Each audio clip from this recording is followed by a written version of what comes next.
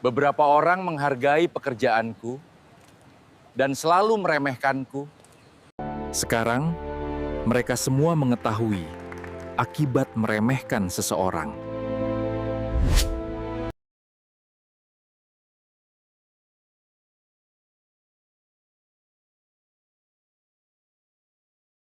Namaku Surya, usiaku 52 tahun. Sudah hampir 7 tahun aku bekerja sebagai penjaga malam di sebuah gudang besar milik perusahaan distribusi elektronik. Gudang ini terletak di pinggiran kota, dikelilingi pagar besi tinggi dan lampu sorot yang menyala sepanjang malam. Setiap hari, hidupku berjalan dengan ritme yang sama. Siang aku tidur di rumah kontrakan kecilku, sore menjelang aku berangkat kerja, dan malam, aku ditemani sunyi, dingin, serta sesekali suara jangkrik dari rerumputan di luar pagar. Sebagian orang mungkin menganggap pekerjaanku membosankan. Hanya duduk di pos jaga, berkeliling sesekali, lalu memastikan pintu dan pagar terkunci rapat. Tapi bagiku, pekerjaan ini berarti banyak. Dari sinilah aku membayar kontrakan, membeli beras, dan sesekali mengirim uang untuk anakku yang sedang kuliah di luar kota. Di pos jaga, aku punya kursi kayu yang mulai reot, termos berisi kopi hitam, dan radio tua yang sering menemaniku melewati malam. Sesekali, aku berjalan mengitari gudang, memeriksa gembok dan memandang ke jalanan gelap yang membentang sepi. Hubunganku dengan para karyawan gudang sebenarnya biasa saja. Ada yang ramah, ada pula yang acuh. Tapi tak bisa kupungkiri, sebagian dari mereka memandangku sebelah mata. Bagiku, itu bukan masalah besar, setidaknya selama aku bisa bekerja dengan tenang. Malam itu, seperti biasa, aku duduk di pos sambil menyeruput kopi. Udara dingin menusuk tulang, tapi aku sudah terbiasa. Aku melihat jam di dinding, pukul 11 malam. Sebentar lagi, aku harus melakukan patroli keliling. Sebelum bangkit, mataku sempat menatap ke arah gerbang. Lampu sorot memantulkan bayangan pagar yang panjang di tanah. Semua tampak normal, terlalu normal. Aku menghela napas. Tidak semua malam menghadirkan kejadian penting, dan aku bersyukur untuk itu. Namun, jauh di dalam hati, aku tahu, rasa tenang ini hanyalah permulaan. Dan cepat atau lambat, sesuatu akan menguji diriku lebih dari sekadar mengusir tikus dari gudang.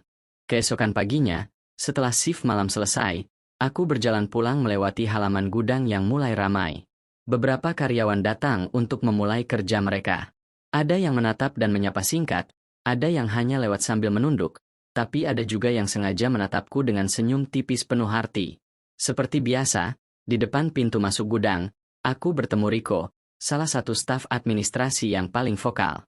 "Wah, Pak Surya, semalam nggak tidur, ya? Kerjaannya enak tuh, duduk sambil minum kopi, cuma jagain pagar," katanya sambil terkekeh. Aku hanya tersenyum tipis. Ya begitulah, kok. Setiap orang punya tanggung jawabnya masing-masing. Tapi di dalam hati, aku tahu ucapannya bukan sekadar bercanda. Banyak yang menganggap pekerjaanku ini sepele. Mereka lupa, justru di saat semua orang tidur, aku yang memastikan gudang ini aman dari pencuri atau kebakaran. Di ruang administrasi, ku dengar beberapa orang membicarakanku. "Ngapain juga bayar penjaga malam mahal-mahal? CCTV kan ada," ujar salah satu suara. "Ya, tapi kalau ada maling, CCTV nggak bisa teriak, kan?" sahut yang lain, disambut tawa. Aku memilih tidak menanggapi. Selama bertahun-tahun bekerja di sini, aku sudah terbiasa dengan komentar seperti itu. Tapi entah kenapa, pagi itu rasanya berbeda. Ada sesuatu di udara yang membuatku sedikit gelisah. Sore harinya, saat aku kembali ke gudang untuk shift malam berikutnya, suasana masih seperti biasa. Matahari perlahan tenggelam, meninggalkan langit jingga di balik deretan kontainer. Aku duduk di pos sambil mencatat laporan pergantian shift. Dari balik jendela kecil pos, aku melihat Budi, salah satu sopir truk, sedang berbicara dengan dua pria tak kukenal di dekat pagar samping. Wajah mereka serius, berbicara pelan seperti tak ingin terdengar. Saat aku keluar untuk patroli, mereka langsung berpencar, pura-pura sibuk. Aku tidak berkata apa-apa, tapi pikiranku mulai bekerja. Kenapa ada orang asing dekat area gudang? Dan kenapa mereka memilih pagar samping yang jarang dilewati orang? Malam itu, aku berjalan keliling gudang lebih sering dari biasanya. Semua terlihat normal, tapi hatiku mengatakan ada yang tidak beres. Aku belum tahu bahwa perasaan ini adalah tanda awal dari badai besar yang sebentar lagi datang, badai yang akan menguji kesabaran, nyali, dan seluruh pengalamanku sebagai penjaga malam. Malam berikutnya, suasana di gudang terasa terlalu tenang, terlalu sunyi untuk malam-malam biasa. Lampu sorot di tiap sudut memantulkan cahaya dingin ke aspal, dan angin membawa suara gesekan ranting dari arah pagar. Aku duduk di pos jaga sambil menatap monitor CCTV yang menampilkan sudut-sudut gudang. Awalnya semua normal, sampai aku melihat bayangan bergerak cepat di area pagar samping, tepat di sudut yang jarang terpantau karyawan siang hari. Aku bangkit, meraih senter, dan berjalan ke arah pagar itu. Langkahku pelan, mencoba tidak menimbulkan suara. Tapi saat sampai di sana, tidak ada siapa-siapa. Hanya rumput liar yang bergoyang tertiup angin. Namun mataku menangkap sesuatu yang janggal, bekas jejak sepatu di tanah yang masih basah oleh embun. Jejak itu mengarah keluar pagar. Siapapun yang tadi ada di sini, dia tahu tempat ini, batinku. Kembali ke pos, aku mencatat waktu dan lokasi temuan itu di buku catatan pribadiku. Aku sudah belajar dari pengalaman, bahwa setiap hal kecil bisa menjadi bagian dari teka-teki besar. Keesokan paginya, saat shift berakhir, aku berpapasan lagi dengan Riko dan beberapa karyawan di pintu masuk. Pak Surya, nggak usah terlalu serius jaga malam. Di sini nggak pernah ada maling kok, kata Riko sambil tertawa. Aku hanya membalas dengan senyum tipis. Kalau aku bilang yang sebenarnya, mereka hanya akan menganggap aku paranoid. Namun yang membuatku semakin curiga adalah saat sore harinya aku datang untuk mulai shift malam, kulihat pintu kecil di pagar belakang, yang seharusnya selalu terkunci, terlihat sedikit terbuka. Gemboknya memang masih ada, tapi posisinya tidak rapat seperti biasanya. Aku memeriksanya. Gembok itu ternyata tidak benar-benar terkunci. Seseorang sengaja menggantungnya agar dari jauh terlihat aman. Hatiku berdegup. Ini bukan kebetulan, gumamku pelan. Malam itu aku berkeliling lebih sering, bahkan sampai setiap 30 menit sekali. Sesekali, aku berhenti di sudut gelap untuk mengamati. Tidak ada yang mencurigakan di awal, tapi menjelang dini hari, aku melihat cahaya lampu senter berkelebat dari arah gudang utama, tempat barang-barang elektronik mahal disimpan. Aku segera meraih handy talkie, untuk menghubungi petugas keamanan siang yang rumahnya tidak jauh dari gudang. Tapi sebelum sempat bicara, cahaya itu menghilang. Aku berdiri di sana, merasakan bulu kuduku meremang. Sesuatu sedang direncanakan, dan aku baru saja menyentuh permukaannya. Aku tidak tahu, langkah yang kuambil berikutnya akan menyeretku lebih jauh ke dalam situasi yang jauh lebih berbahaya daripada yang pernah kubayangkan. Malam itu, aku memutuskan untuk berjaga lebih ketat. CCTV kuperhatikan setiap menit, patroli kulakukan lebih sering, dan setiap suara kecil membuatku waspada. Sekitar pukul 1 dini hari, aku mendengar suara dentingan logam dari arah gudang utama. Jantungku berdegup kencang. Aku meraih senter, lalu berjalan pelan mendekati sumber suara. Cahaya lampu sorot memantulkan bayangan panjang di aspal. Tapi saat aku tiba di pintu gudang, yang kutemukan hanyalah kucing liar yang menjatuhkan kaleng kosong dari rak. Aku menghela napas panjang. Rasa tegang berubah menjadi rasa malu, apalagi aku tahu, jika melapor ke kantor soal ini, mereka pasti menertawakanku. Paginya, sebelum shift berakhir, aku memutuskan tetap melaporkan kejadian itu ke supervisor keamanan. Pak, semalam saya dengar suara di gudang, tapi ternyata cuma kucing. Meski begitu, saya rasa kita harus periksa semua pintu dan pagar. Ada jejak sepatu di luar pagar beberapa malam lalu. Jelasku. Supervisor hanya mengangguk seadanya. Tapi entah bagaimana, kabar itu menyebar cepat ke karyawan lain. Saat aku pulang, ku dengar Riko berceloteh keras di depan beberapa staf. Wah, penjaga malam kita jago nih. Sampai kucing aja dibuntutin. Jangan-jangan nanti tikus pun diinterogasi. Suara tawa pecah di antara mereka. Aku hanya diam. Di usiaku sekarang, aku sudah terlalu sering menjadi bahan olokan. Tapi yang membuatku kesal adalah, karena kejadian itu, rasa curigaku dianggap hanya imajinasi berlebihan. Sorenya, ketika aku kembali untuk mulai shift malam lagi, salah satu teknisi gudang menepuk bahuku sambil berkata, Pak Surya, santai saja. Gudang ini aman. Nggak usah dibikin tegang terus. Aku tersenyum tipis, tapi di dalam hati aku tahu, rasa aman itu hanya ilusi. Malam itu, meski diejek, aku tetap melakukan patroli. Aku tidak ingin menunggu sampai hal buruk benar-benar terjadi baru semua orang sadar. Dan tepat menjelang fajar, saat aku memeriksa pagar belakang, aku menemukan sesuatu yang membuat darahku dingin. Potongan kawat pagar yang terpotong rapi, seakan seseorang sedang membuka jalan masuk. Aku berdiri terpaku. Semua ejekan kemarin tiba-tiba terasa tidak penting. Yang penting sekarang adalah, aku harus mencari tahu siapa yang bermain di balik semua ini. Pagi itu, setelah shift selesai, aku tidak langsung pulang seperti biasanya. Aku menyusuri sisi luar pagar gudang, mengikuti arah kawat yang terpotong semalam. Bekas potongan itu rapi, seperti menggunakan alat khusus, bukan kerjaan iseng anak-anak kampung. Beberapa meter dari situ, aku menemukan puntung rokok yang masih baru, tertancap di tanah dekat semak. Aku mengamati mereknya, bukan merek murah yang biasa dibeli warga sekitar. Aku memasukkannya ke dalam kantong, hanya sebagai catatan kecil untuk diriku sendiri. Ketika aku masuk ke area parkir gudang, Riko muncul sambil membawa tumpukan berkas. Wah, Pak Surya, mau jadi detektif sekarang? Jangan-jangan nanti kita lihat Bapak bawa kaca pembesar keliling gudang, ujarnya sambil terkekeh. Beberapa karyawan yang mendengarnya ikut tertawa. Aku menahan diri untuk tidak membalas. Sebaliknya, aku hanya berkata pelan. Kadang, yang terlihat sepele justru bisa menyelamatkan banyak hal. Mereka berhenti tertawa sejenak, tapi tak ada yang menanggapinya serius. Sore harinya, sebelum memulai shift malam, aku pergi ke warung kopi kecil dekat gudang.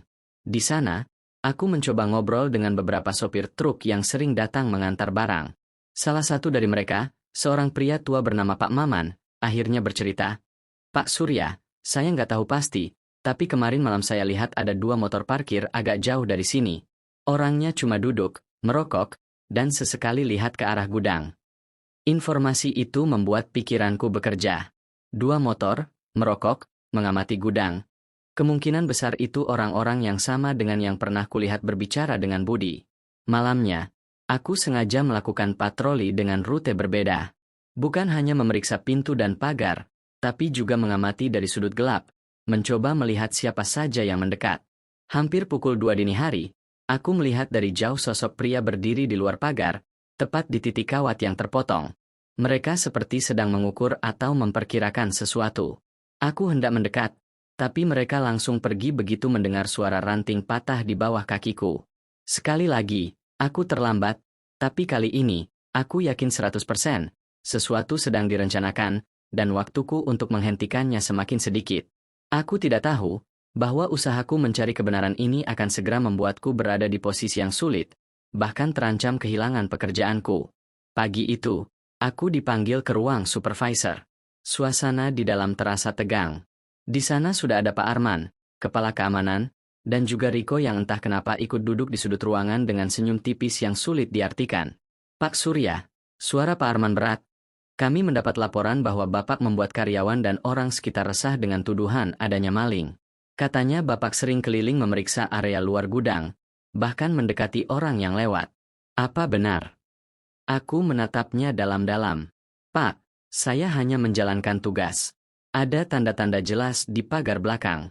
Kawatnya terpotong, dan saya melihat orang mencurigakan beberapa malam terakhir. Riko tertawa kecil. Pak Arman, saya rasa yang Bapak Surya lihat itu cuma orang kampung yang lewat. Masa maling datangnya sambil merokok? Nggak masuk akal, kan? Aku mengepalkan tangan di bawah meja, berusaha menahan emosi. Kalau saya salah, saya siap disalahkan. Tapi kalau saya benar, kita semua yang akan rugi kalau tidak bertindak sekarang. Pak Arman menghela napas. Pak Surya, saya tidak mau ada kepanikan yang tidak perlu. Mulai malam ini, tolong fokus di area pos saja. Jangan keliling terlalu jauh. Instruksi itu terasa seperti hukuman. Bagaimana aku bisa mencegah sesuatu jika aku bahkan tidak boleh memeriksa area rawan? Tapi aku tahu membantah hanya akan memperburuk keadaan.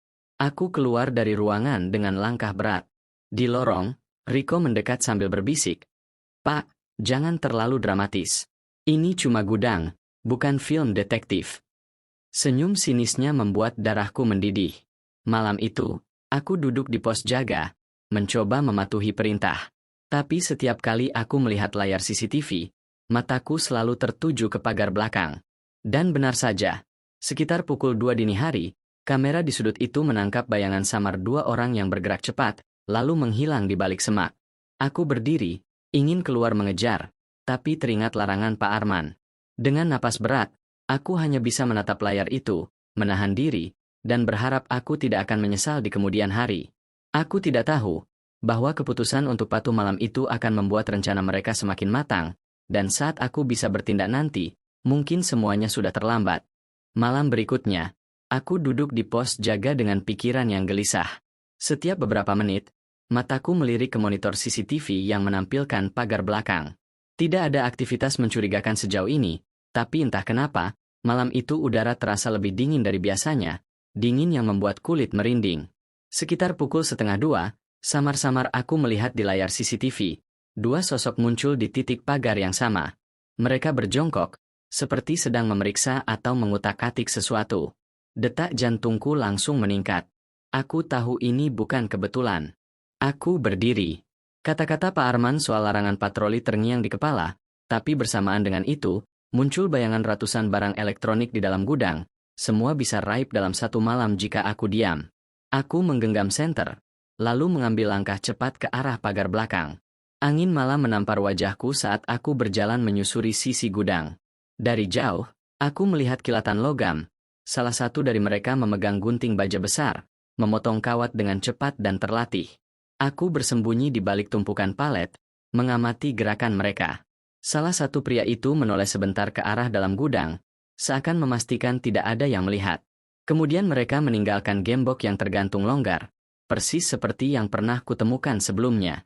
Mereka bergerak cepat ke arah luar pagar, menghilang di jalan gelap. Aku tidak mengejar.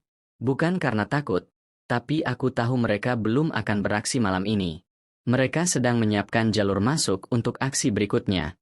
Kembali ke pos jaga, aku mencatat jam, lokasi, dan ciri-ciri fisik mereka di buku catatan. Aku juga menandai rekaman CCTV malam itu, menyimpannya di flash disk pribadiku. Kalau pihak gudang tidak mau percaya, aku akan punya bukti sendiri. Tapi dalam hati, aku sadar, waktu semakin sedikit. Mereka sudah menyiapkan pintu masuk. Artinya, dalam beberapa malam ke depan, aku harus siap menghadapi sesuatu yang jauh lebih besar, bahkan mungkin sendirian. Aku belum tahu bahwa malam itu adalah awal dari hitungan mundur menuju titik di mana aku harus mempertaruhkan segalanya, termasuk nyawaku, demi menjaga gudang ini tetap aman. Keesokan harinya, aku pulang dengan langkah pelan. Sepanjang jalan menuju kontrakan, pikiranku dipenuhi berbagai kemungkinan. Kalau aku melapor lagi ke kantor tanpa bukti yang mereka mau, mereka pasti akan menertawakanku. Tapi kalau aku diam saja, berarti aku membiarkan para pelaku bebas beraksi. Di rumah, aku membuka lemari tua tempat aku menyimpan beberapa barang lama. Di sana, ada senter cadangan, buku catatan yang sudah kusiapkan khusus untuk shift malam, dan sebuah kamera kecil yang dulu pernah kupakai untuk memotret barang bukti saat bekerja di pabrik lama. Kamera ini bukan tipe mahal, tapi cukup untuk mengambil gambar dari jarak lumayan. Sore harinya, aku kembali ke gudang lebih awal dari biasanya. Aku tidak langsung masuk ke pos jaga, melainkan memutar ke belakang gudang melalui jalur yang jarang dilalui. Di sana, aku memeriksa pagar yang kemarin dipotong. Potongan kawat itu kini terlihat semakin longgar, hanya tinggal 1-2 helai kawat tipis yang menahan. Aku tahu, mereka bisa membukanya kapan saja. Aku mengambil beberapa foto diam-diam, lalu kembali ke pos sebelum karyawan siang pulang. Tidak ada yang curiga. Bagiku, itu adalah keuntungan. Semakin sedikit orang yang tahu, semakin besar peluang rencanaku berhasil. Malam itu, aku menjalankan shift dengan waspada. Di pos, aku mengatur posisi kamera kecilku di jendela, mengarah ke pagar belakang. Aku juga menyiapkan senter cadangan dan memeriksa semua sudut gelap yang biasanya menjadi titik buta CCTV. Sekitar pukul 12 malam, aku mendengar suara motor berhenti di kejauhan. Aku mematikan radio kecil di pos, membuat suasana menjadi hening. Beberapa menit kemudian, suara langkah kaki terdengar samar di luar pagar. Aku tidak langsung bergerak. Kali ini, aku hanya mengamati lewat kamera. Benar saja, 2 orang itu muncul lagi. Mereka memeriksa potongan kawat, lalu mengangguk satu sama lain. Salah satunya menyalakan ponsel dan merekam jalur yang mereka buat. Perutku terasa mengeras. Itu artinya mereka sedang mengirimkan video pada orang lain. Kemungkinan besar komplotan yang akan ikut masuk nanti. Mereka pergi lagi setelah memastikan jalurnya aman. Tapi malam itu, aku tahu satu hal. Mereka sudah hampir siap. Dan ketika mereka kembali, itu akan menjadi malam penentuan. Aku belum tahu bahwa keputusan yang kuambil beberapa jam setelah ini akan mengubah semuanya dan membuatku tak punya jalan kembali. Pagi setelah kejadian itu, aku duduk di dapur kontrakan kecilku sambil menatap secangkir kopi yang sudah dingin. Pikiranku berputar cepat. Aku tahu, begitu mereka kembali, mereka tidak akan datang hanya untuk melihat-lihat. Mereka akan langsung beraksi. Peraturan perusahaan jelas, penjaga malam hanya mengamati dan melapor. Tapi peraturan itu tidak akan menghentikan orang-orang yang sudah menyiapkan jalur masuk selama berhari-hari. Kalau aku mengikuti aturan sepenuhnya, aku hanya akan jadi saksi saat gudang ini dikosongkan. Akhirnya, aku membuat keputusan yang melanggar buku panduan, tapi mungkin satu-satunya cara untuk mencegah perampokan. Sore harinya, aku kembali ke gudang lebih awal. Dengan alasan memeriksa peralatan, aku membawa beberapa gulungan kawat bekas, paku, dan kaleng-kaleng kosong yang pernah kugunakan untuk menandai jalur patroli. Semua barang itu kusimpan di bawah meja pos jaga. Menjelang malam, aku mulai bergerak. Di jalur masuk yang mereka buat, aku memasang kawat tipis di ketinggian lutut, tidak terlihat di malam hari, tapi cukup untuk membuat mereka tersandung. Di balik tumpukan palet dekat pintu belakang gudang, aku menyembunyikan kaleng kosong yang diikat dengan benang nilon tipis.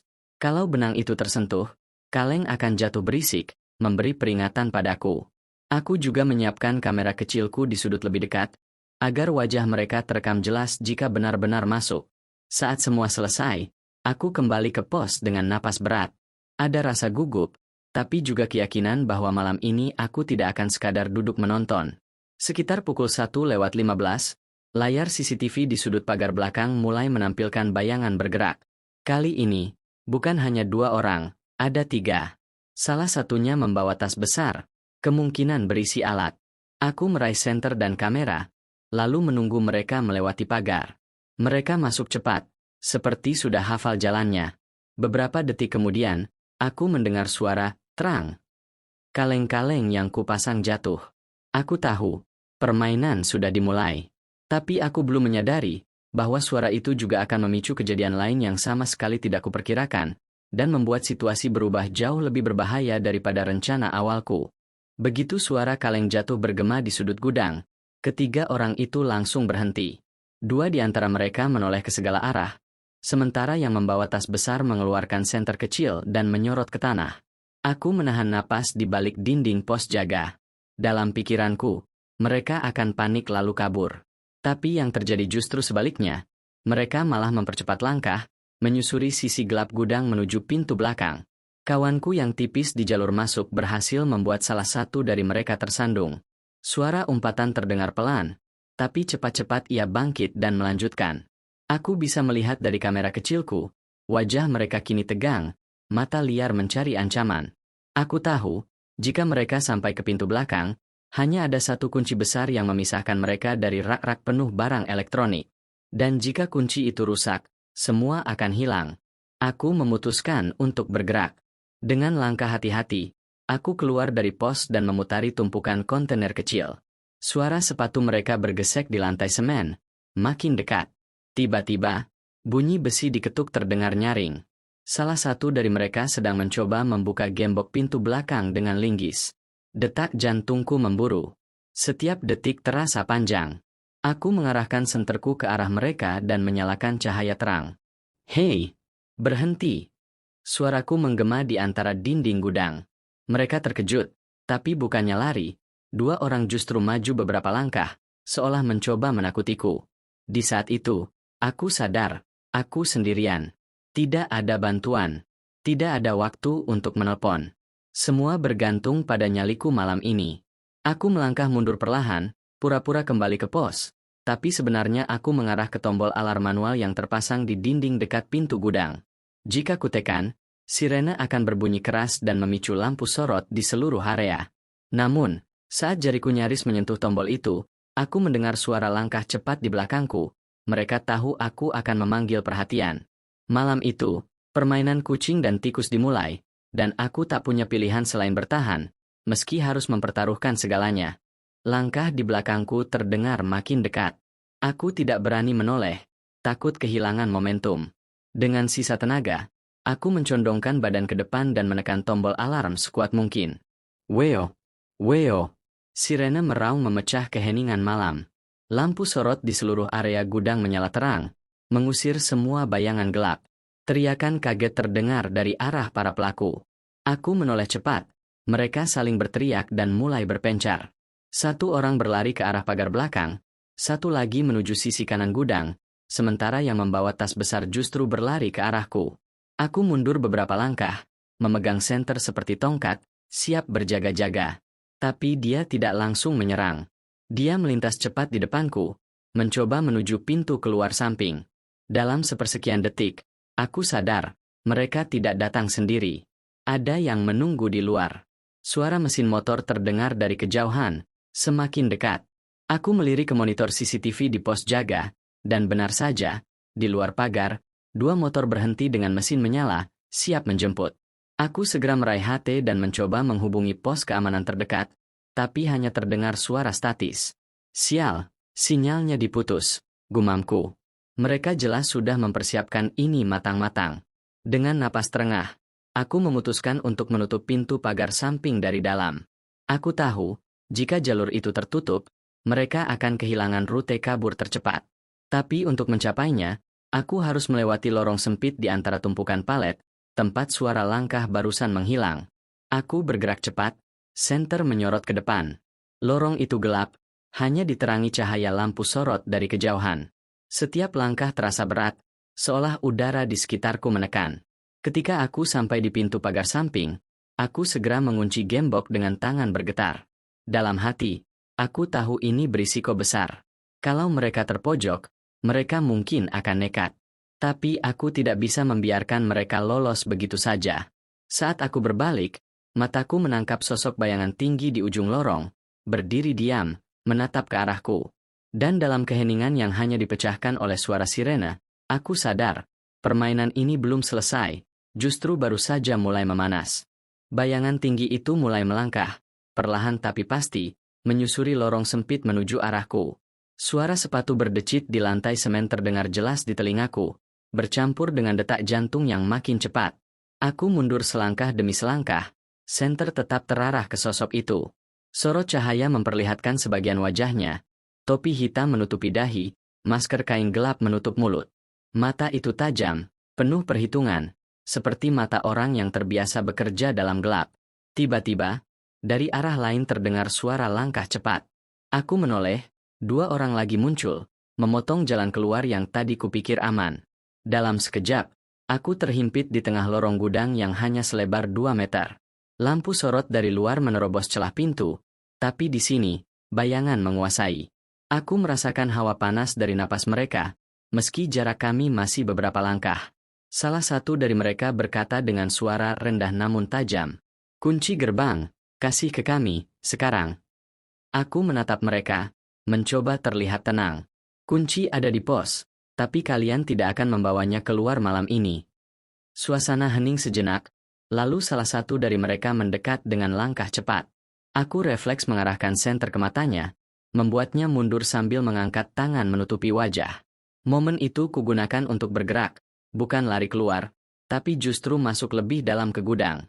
Aku tahu, jika aku bisa sampai ke ruang kontrol listrik, aku bisa mematikan lampu di dalam dan menyalakan lampu cadangan yang hanya menyala di area pintu keluar utama. Itu akan memaksa mereka ke satu jalur yang bisa kukunci sepenuhnya. Aku berlari di antara rak-rak tinggi berisi kardus barang elektronik. Suara langkah mereka mengejar di belakangku, bergema di ruang luas itu. Nafasku berat, tapi otakku bekerja cepat, mengingat setiap tikungan gudang yang sudah kuhafal selama bertahun-tahun. Begitu sampai di ruang kontrol, aku segera menarik tuas pemutus arus. Dalam sekejap, hampir seluruh gudang terbenam dalam gelap pekat. Lampu darurat menyala hanya di satu sisi, tepat di dekat pintu keluar utama yang terhubung ke halaman depan, tempat lampu sorot paling terang berada. Sekarang, aku hanya perlu memastikan mereka bergerak ke arah itu, dan berharap pintu utama yang kukunci sore tadi cukup kuat untuk menahan mereka sampai bantuan datang. Namun, Aku tidak menyadari bahwa strategi ini juga membuatku terperangkap di dalam bersama mereka. Dan di kegelapan yang mencekam ini, aku harus lebih cepat dari langkah kaki mereka yang kini terdengar semakin dekat. Kegelapan menelan sebagian besar gudang. Hanya suara derap langkah yang memantul di dinding-dinding besi, bercampur dengan dengung kipas besar di langit-langit. Aku bergerak cepat melewati lorong sempit antara rak-rak tinggi, mengandalkan ingatan bertahun-tahun menjaga tempat ini. Setiap belokan, setiap jalur pintas, sudah tertanam di kepalaku seperti peta tak terlihat. Dari arah kiri, terdengar suara kotak jatuh. Aku tahu, itu salah satu dari mereka yang sengaja membuat kegaduhan untuk mengacaukan pikiranku. Tapi aku tidak terjebak.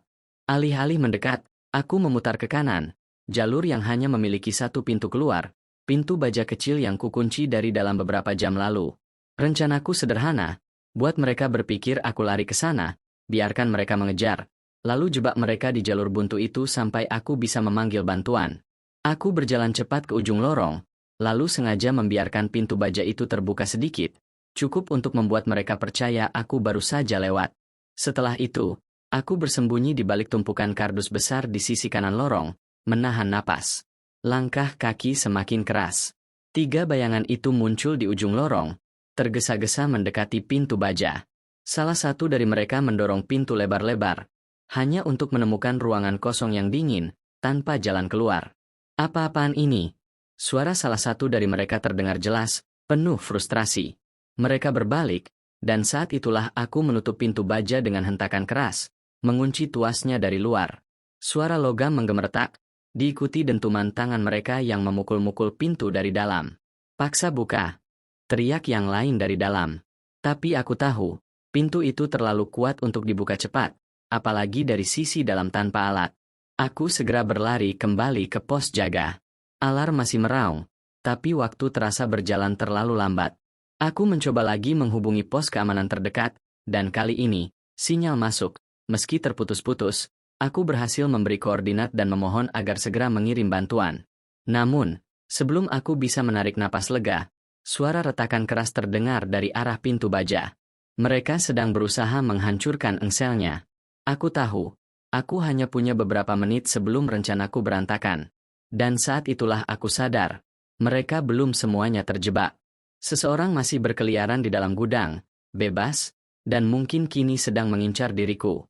Aku memutar tubuh cepat, memeriksa setiap sudut gudang. Lampu darurat masih menyala di satu sisi, menimbulkan bayangan panjang yang bergerak-gerak di dinding. Nafasku pendek, telingaku menangkap setiap suara, bahkan detakan jarum jam di pos jaga terdengar begitu jelas. Dari kejauhan, terdengar langkah pelan, nyaris menyeret. Bukan langkah panik seperti 2 orang yang terjebak di pintu baja tadi, tapi langkah hati-hati, langkah seseorang yang tahu ia masih punya peluang. Aku mundur ke dekat rak paling besar, rak yang menjulang hampir menyentuh atap. Dari sana, aku bisa mengawasi lorong utama tanpa terlalu terlihat. Jari-jariku meraba senter di pinggang, siap menyalakannya kapan saja. Bayangan itu muncul perlahan di ujung lorong. Tubuhnya tegap, gerakannya tenang, seperti pemburu yang mendekati mangsa. Di tangannya, kulihat ada obeng panjang. Mungkin ia berniat merusak kunci lain atau bahkan mencoba membuka pintu depan. Aku menunggu sampai ia cukup dekat, lalu menyalakan senter ke arah wajahnya. Ia terkejut setengah detik, tapi segera menutup wajah dengan lengan. Aku memanfaatkan momen itu untuk melangkah cepat, berusaha memotong jalannya menuju pintu keluar utama. Namun, ia ternyata lebih lincah dari yang kuduga. Dalam satu gerakan, ia menyelip di antara rak-rak dan menghilang dari pandangan. Aku mengejarnya, tapi lorong demi lorong kosong. Hanya suara derit rak yang bergoyang pelan, seolah ia baru saja lewat. Aku berhenti, menahan napas, mencoba mendengar arah langkahnya. Tiba-tiba, dari belakang, suara logam jatuh membuatku refleks menoleh. Saat kembali menghadap depan, dia sudah berdiri di jarak hanya 3 meter, menatapku dari balik bayangan. Matanya dingin, tak berkedip. Kamu nggak ngerti, Pak, ini bukan urusanmu, ucapnya pelan. Aku menatap balik, suaraku mantap meski dada terasa sesak. Selama aku di sini, gudang ini aman. Jadi, kalau mau keluar, satu-satunya jalan adalah lewat aku. Kami saling diam beberapa detik, sampai akhirnya ia melangkah maju. Aku mundur perlahan, mengarahkannya ke lorong sempit dekat pintu depan, lorong yang sudah kukunci di ujungnya. Langkahnya semakin cepat, nyaris memburu. Aku menunggu saat yang tepat, dan ketika ia berada tepat di titik yang kuinginkan, aku menendang sebuah palet kosong yang sudah kuposisikan miring sejak awal. Palet itu jatuh, menutup jalannya, membuatnya tersandung dan terhuyung. Dalam hitungan detik, aku memutar ke pintu depan, mengunci kunci ganda, dan menahan tuas besi di tempatnya. Kini, dia pun terjebak. Aku berpaling, napas tersengal, sirene masih meraung. Semua pelaku kini terkunci di dalam. Pertanyaannya, apakah bantuan akan datang sebelum mereka menemukan cara keluar? Aku berdiri di dekat pintu depan, punggung menempel ke dinding, mencoba menenangkan napas. Di luar, suara sirene keamanan dari pos terdekat akhirnya terdengar samar, tanda bahwa bantuan sedang menuju ke sini. Tapi di saat yang sama, dari dalam gudang, terdengar suara benturan logam yang keras. Aku tahu itu bukan suara acak. Mereka sedang mencoba menghancurkan pintu atau mencari jalur lain. Aku melirik ke arah pintu baja tempat dua orang tadi terjebak. Getaran ringan terasa di lantai setiap kali mereka memukul dari dalam. Sementara itu, pelaku yang terakhir, yang sempat berhadapan langsung denganku, mulai memeriksa rak-rak di dekat pintu utama, seakan mencari sesuatu yang bisa dijadikan alat untuk membuka kunci. Waktu terasa bergerak terlalu lambat. Aku mengintip dari celah pintu keluar. Lampu kendaraan keamanan mulai terlihat, tapi masih beberapa ratus meter jauhnya. Tiba-tiba, terdengar suara gesekan keras di sisi kiri gudang. Aku segera bergerak ke arah sana, dan benar saja, pintu ventilasi besar yang biasanya terkunci rapat kini sudah terbuka separuh. Seseorang dari luar mencoba membantu mereka kabur. Tanpa pikir panjang, aku menarik pintu ventilasi itu kembali dan mengaitkan gembok cadangan yang selalu kubawa di saku. Dari luar terdengar suara kesal, lalu langkah kaki menjauh. Setidaknya, satu jalur lolos berhasil kututup lagi. Namun, saat aku berbalik, pelaku yang terakhir itu sudah berdiri hanya beberapa langkah dariku. Nafasnya berat, matanya tajam. "Kamu pikir bisa menahan kami selamanya?" Katanya dengan nada meremehkan. Aku menatapnya lurus. "Malam ini, iya. Selamanya? Tidak perlu. Cukup sampai bantuan tiba." Seolah menjawab, suara kendaraan akhirnya berhenti tepat di depan gerbang. Lampu sorot dari mobil keamanan menembus celah-celah gudang, menyinari debu yang berterbangan di udara. Aku menarik napas lega, tapi belum sempat melangkah, suara keras dari arah pintu baja membuatku sadar, engsel pintu itu akhirnya jebol. Dua pelaku lain kini bebas kembali berkeliaran di dalam gudang. Dan sekarang, jumlah mereka kembali lengkap. 3 bayangan itu kini bergerak cepat, menyebar ke 3 arah berbeda. Sirene dari luar semakin keras, tanda bahwa petugas keamanan sudah berada di gerbang. Tapi di dalam, waktuku untuk bertahan tinggal sedikit. Aku mundur perlahan ke posisi strategis, lorong utama yang mengarah langsung ke pintu depan. Dari sana, aku bisa melihat semua jalur yang menuju ke arah luar. Aku tahu, jika salah satu dari mereka berhasil melewati lorong ini, segalanya akan sia-sia. Suara langkah berat datang dari sisi kiri. Pelaku pertama muncul, membawa linggis yang entah bagaimana berhasil ia temukan di antara tumpukan peralatan gudang.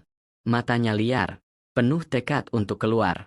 Aku mengangkat senter dan menyorotnya tepat di wajah, membuatnya menutup mata sejenak. Tapi di saat itu, pelaku kedua muncul dari sisi kanan, mencoba memanfaatkan celah.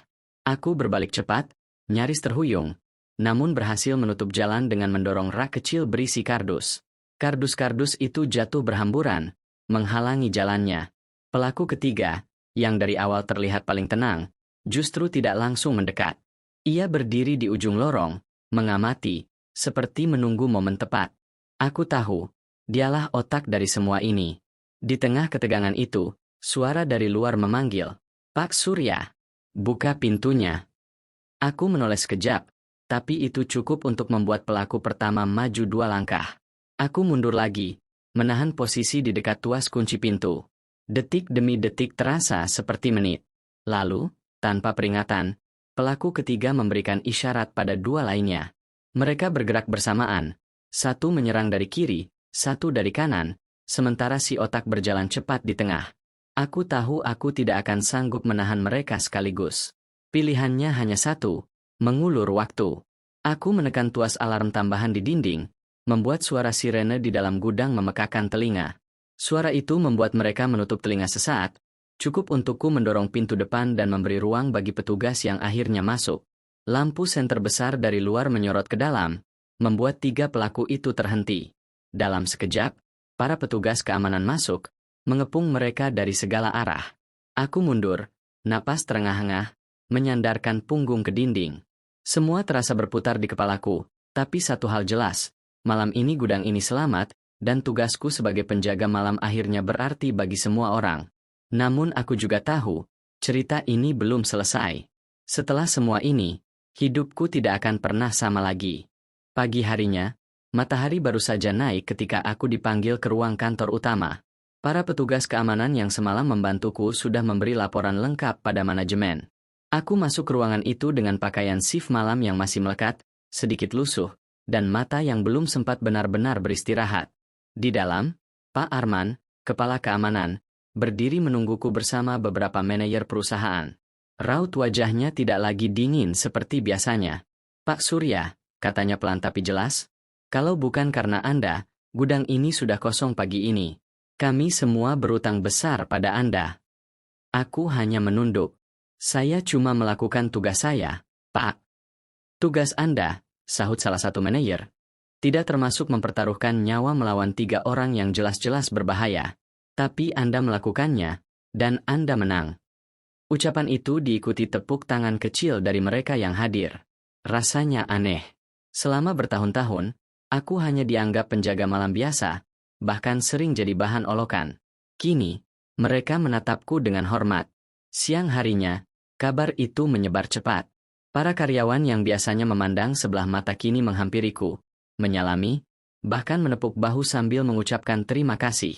Rico, yang dulu paling sering mengejek, terlihat kikuk saat mendekat. "Pak, saya minta maaf. Saya salah menilai Bapak." Aku hanya tersenyum tipis. "Tidak apa-apa, kok. Semua orang akan tahu kebenaran pada waktunya." Namun di balik semua apresiasi itu, aku juga harus menghadapi hal yang tak kalah penting. Pihak kepolisian ingin mengambil keteranganku secara resmi. Mereka yakin kelompok ini bukan perampok biasa. Ada kemungkinan mereka bagian dari jaringan yang sudah lama mengincar gudang-gudang besar di kota ini.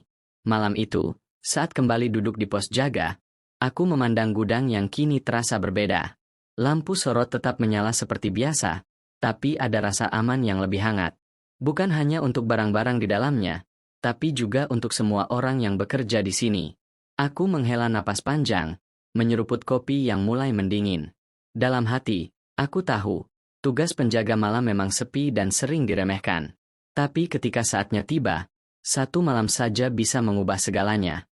Dan malam itu, aku resmi bukan lagi sekadar penjaga malam. Aku adalah saksi, pelindung, dan, bagi sebagian orang di sini, pahlawan. Beberapa hari setelah kejadian itu, aku dipanggil ke balai kota. Undangan itu datang langsung dari pihak manajemen gudang. Katanya akan ada pertemuan penting dengan pejabat daerah. Pagi itu aku datang dengan seragam penjaga malam yang baru, hadiah dari perusahaan. Warnanya masih pekat, kancingnya berkilat, dan topinya pas di kepala. Saat melangkah masuk ke ruang pertemuan, semua mata tertuju padaku. Aku merasakan tatapan kagum yang dulu tidak pernah kudapat. Di depan ruangan, berdiri wali kota bersama perwakilan kepolisian dan manajemen perusahaan. "Saudara Surya," suara wali kota lantang, "atas keberanian dan keteguhan hati Anda dalam melindungi aset dan keselamatan karyawan, kami memberikan penghargaan ini." Aku melangkah maju, menerima piagam yang dibingkai rapi. Kilau kaca bingkainya memantulkan cahaya lampu, seolah menegaskan bahwa malam penuh ketegangan itu kini menjadi sejarah yang diakui banyak orang. Tepuk tangan menggema. Aku menunduk, merasa sedikit canggung. Di dalam hati, aku masih orang yang sama, pria sederhana yang bekerja di jam ketika semua orang tidur. Tapi aku sadar, pandangan mereka terhadapku sudah berubah. Usai acara, beberapa karyawan menghampiriku, termasuk Rico. Kali ini, tidak ada senyum sinis di wajahnya. "Pak Surya," katanya pelan, "saya salut. Kalau nggak ada Bapak, mungkin semua yang kita kerjakan selama ini hilang begitu saja." Aku hanya tersenyum, menepuk bahunya. "Yang penting kita belajar, kok." Jangan meremehkan orang hanya karena pekerjaannya terlihat sepele. Sore itu, aku kembali ke pos jaga. Di mejaku, termos kopi sudah menunggu. Dari luar, suara kendaraan lalu lalang terdengar seperti biasa. Gudang ini kembali tenang, tapi bagiku, ketenangan itu punya makna baru. Aku menatap langit yang mulai berubah warna, mengingat kembali malam ketika aku hampir sendirian melawan 3 orang di gudang ini. Malam yang membuatku sadar bahwa keberanian bukan soal seberapa kuat kita, tapi seberapa teguh kita bertahan ketika tidak ada orang lain yang percaya. Namun, aku juga tahu, meski perampokan itu sudah digagalkan, dunia ini tidak pernah benar-benar bebas dari ancaman. Dan sebagai penjaga malam, tugasku belum berakhir. Sejak malam itu, hidupku berubah pelan-pelan. Bukan hanya di gudang, tapi juga di kampung tempatku tinggal. Dulu, saat aku pulang pagi dengan mata sayu karena berjaga semalaman, orang-orang hanya menyapa sekadarnya. Kini, setiap langkahku di gang sempit selalu disertai senyum, sapaan, bahkan undangan mampir minum kopi. Suatu sore, ketika aku sedang duduk di beranda kontrakan, Pak RW datang menghampiri. Ia membawa secari kertas undangan. "Pak Surya, warga ingin Bapak datang ke pertemuan RT minggu depan. Kami ingin mendengar cerita Bapak secara langsung. Anak-anak muda di sini perlu tahu bahwa pekerjaan apapun bisa jadi penting kalau dijalani dengan sungguh-sungguh." Aku terdiam sejenak. Selama bertahun-tahun, aku tidak pernah menjadi pusat perhatian. Dan sekarang, orang-orang justru menganggap pengalamanku berharga. Malamnya, saat kembali ke gudang, aku melihat para karyawan baru yang masuk shift malam. Mereka menyalamiku dengan hormat, bahkan meminta tips patroli. Salah satu dari mereka berkata, "Kami sudah dengar cerita Bapak dari atasan. Kami ingin belajar supaya bisa seperti Bapak." Aku tersenyum tipis. Yang penting, jangan pernah menganggap sepele tanda-tanda kecil. Kadang, bahaya datang tanpa suara. Di sela percakapan itu, Riko datang membawa 2 gelas kopi panas. "Pak, ini untuk Bapak. Saya sengaja buatkan sendiri. Anggap saja tanda terima kasih." Aku menerimanya tanpa banyak kata. Tapi di hati, aku tahu, perubahan sikapnya adalah bukti nyata bahwa penghormatan yang lahir dari tindakan akan jauh lebih kuat daripada sekadar kata-kata. Menjelang tengah malam, aku berdiri di depan pintu gudang, menatap hamparan halaman yang diterangi lampu sorot. Suara jangkrik kembali menjadi musik pengiring malam, tapi kali ini, ada rasa aman yang benar-benar terasa. Namun aku sadar, penghormatan ini bukanlah akhir. Justru ini adalah awal dari tanggung jawab yang lebih besar. Sebab, sekali seseorang dipercaya untuk menjaga, ia harus siap menjaga kepercayaan itu selamanya. Beberapa minggu setelah kejadian di gudang, kehidupanku perlahan kembali ke ritme semula. Malam-malam sunyi kembali menjadi teman setia. Namun, ada satu hal yang tak pernah kembali seperti dulu, cara orang memandangku. Kini, setiap aku melangkah menuju pos jaga, ada rasa bangga yang tak terlihat tapi terasa. Bukan bangga karena dianggap pahlawan, melainkan bangga karena aku tahu, setiap orang yang meninggalkan gudang di sore hari bisa pulang dengan tenang, percaya bahwa tempat ini aman sampai mereka kembali esok pagi. Suatu malam, hujan turun deras. Angin menampar dinding-dinding gudang, dan gemuruh petir sesekali memecah langit. Di tengah cuaca buruk itu, aku duduk di kursi kayu tua di pos jaga, memandangi monitor CCTV. Semua sudut aman. Tak ada tanda-tanda bahaya. Namun, bukan berarti aku santai. Setiap kilatan petir, setiap bayangan yang bergerak, mataku langsung fokus. Bukan karena takut kejadian seperti dulu terulang, tapi karena aku sadar, menjaga bukan hanya soal fisik, ini soal hati yang tetap siaga. Sekitar pukul 3 dini hari, aku keluar untuk patroli singkat. Hujan mulai reda, meninggalkan aroma tanah basah yang segar. Di halaman gudang, lampu sorot memantulkan cahaya lembut di genangan air. Aku berjalan perlahan, memeriksa pagar, pintu, dan gembok seperti biasa. Tiba-tiba aku berhenti di pagar belakang, tempat yang dulu menjadi titik masuk para pelaku perampokan. Kini kawatnya sudah diperkuat, gemboknya diganti, dan ada kamera baru yang mengawasi. Tapi lebih dari semua itu, aku tahu, perbedaan sebenarnya ada di sini, di dalam diriku. Dulu, aku hanya seorang penjaga malam yang sering dianggap sepele. Kini, aku adalah penjaga kepercayaan, bukan hanya dari perusahaan, tapi juga dari orang-orang yang sempat meremehkanku. Ketika aku kembali ke pos, radio kecilku memutar lagu lawas yang akrab di telinga. Aku menuang kopi panas, menatap keluar jendela, dan tersenyum tipis. Malam ini mungkin akan berakhir seperti malam-malam lainnya, tapi aku tahu, jika suatu hari ancaman kembali datang, aku akan siap. Karena begitulah seorang penjaga malam sejati, tidak pernah tidur, bahkan saat dunia merasa aman. Dan di balik kesunyian itu, aku mengerti satu hal, kehormatan tidak datang dari jabatan atau gelar, tapi dari kesetiaan kita pada tanggung jawab, sampai titik akhir.